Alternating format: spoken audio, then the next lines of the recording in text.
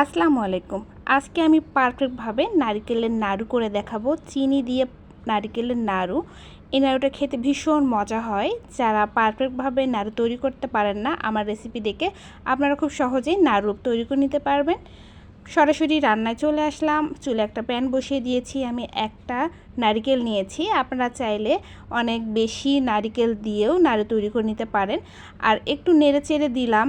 আর যে কাজটা করতে হবে, প্রথমে আমি দুধ দিয়ে দিব। তবে চাইলে আপনারা সরাসরি নাড়ুটা করতে পারেন, তবে পারফেক্টভাবে টেস্ট আনার জন্য অবশ্যই আমার রেসিপি ফলো করে নাড়ু বানাবেন। এখানে আমি 1 কাপ দুধ দিয়ে আরও কিছু দুধ দিয়েছি।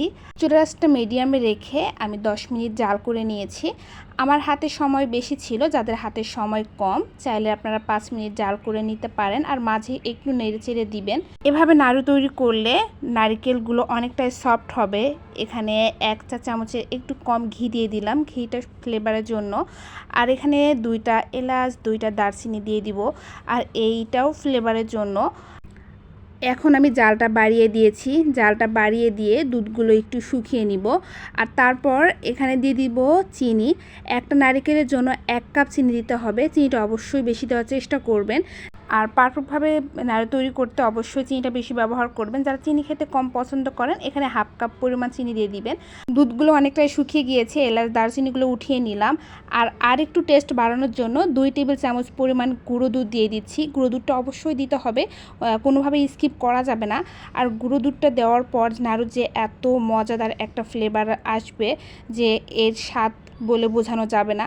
আর এ পর্যায়ে চুলার আঁচটা মিডিয়ামে রেখে অনবরত নাড়তে হবে।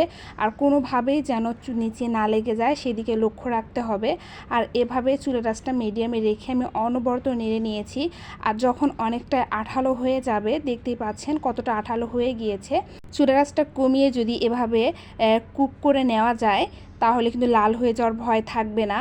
আমি এভাবে আরও 5 থেকে 7 মিনিট আমি আস্তে জালে কুক করে নিয়েছি। হয়ে গিয়েছে, চুলা থেকে নামিয়ে নিব।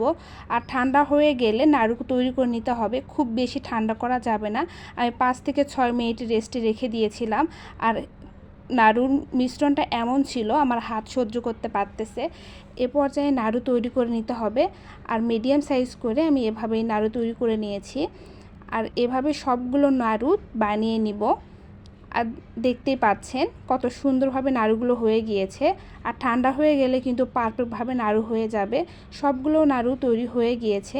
যারা নাড়ু তৈরি করতে পারেন না, আমার রেসিপি ফলো করে হুবহুব আপনারা পারফেক্টভাবে নাড়ু তৈরি করে নিতে পারবেন। আর এর টেস্টটা যে খাবে সেই বুঝতে পারবে কতটা মজা।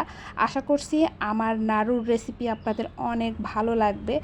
আর এভাবেই সাপোর্ট দিয়ে পাশে থাকবেন। ধন্যবাদ সবাইকে।